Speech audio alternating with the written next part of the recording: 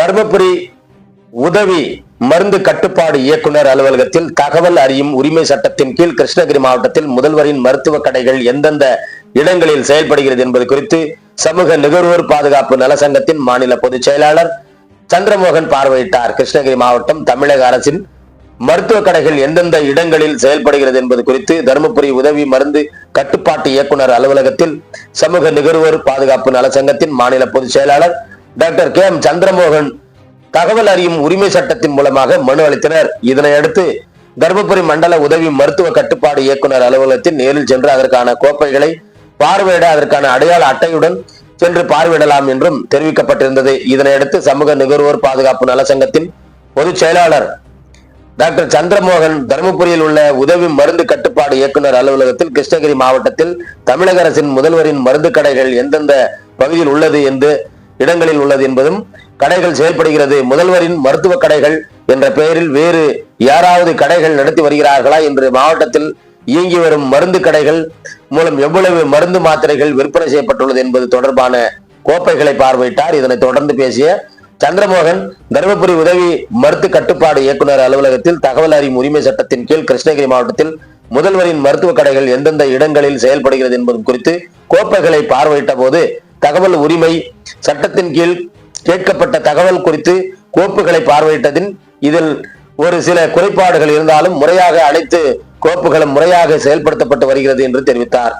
மேலும் தமிழக அரசின் மருந்து கடைகள் குறித்து பொதுமக்கள் தெரிந்து கொள்ளும் வகையில் இன்னும் அதிக அளவில் விளம்பரம் செய்ய வேண்டும் என்றும் கேட்டுக்கொண்டார். அப்போது தருமபுரி மண்டல மருத்துவ உதவி இயக்குனர் அதியமான் மருத்துவ ஆய்வாளர் திருமதி விஜயலட்சுமி மற்றும் சமூக நுகர்வோர் அமைப்பை சேர்ந்த சரண்யா ராணி, கனகா, ராஜா ஆகியோர் உடனிருந்தனர்.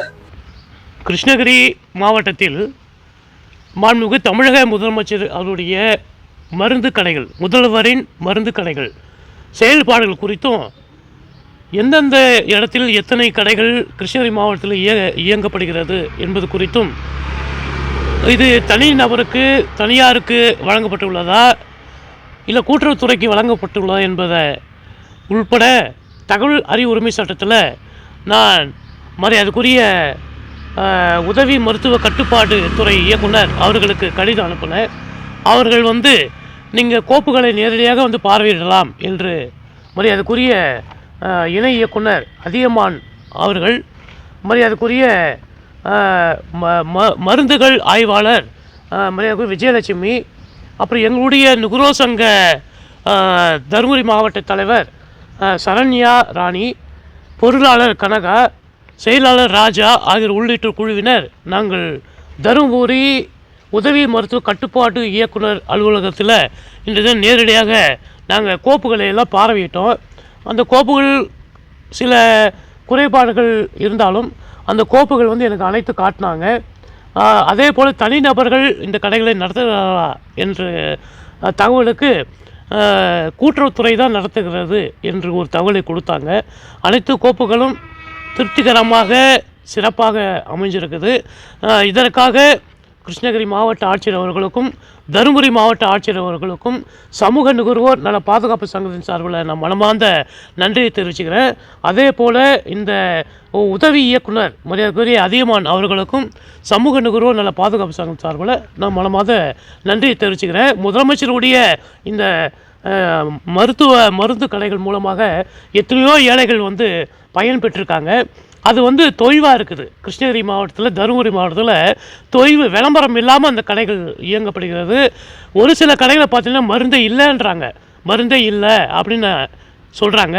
காலை 9 மணிக்கு திறக்கக்கூடிய கடை 11 மணிக்கெலாம் திறக்கிறாங்க கிருஷ்ணகிரி மாவட்டத்தில். அதே போல் பிரதமர் மந்திரி மேதகு பாரத பிரதமருடைய இந்த மருத்துவ மருந்துகள் பார்த்திங்கனாக்கா மிக சிறப்பாக செயல்படுது. அது மட்டும் செயல்படுகின்ற நிலையில் இது முதலமைச்சரின் மருந்து ஏன் தொய்வு ஏற்பட்டிருக்கு என்பதையும் நான் உதவி இயக்குனர் அதியமான் அவர்களிடம் மரியாதைக்குரிய அதியமான் சார்கிட்ட நான் நேரடியாக புகார் சொல்லியிருக்கிறேன்.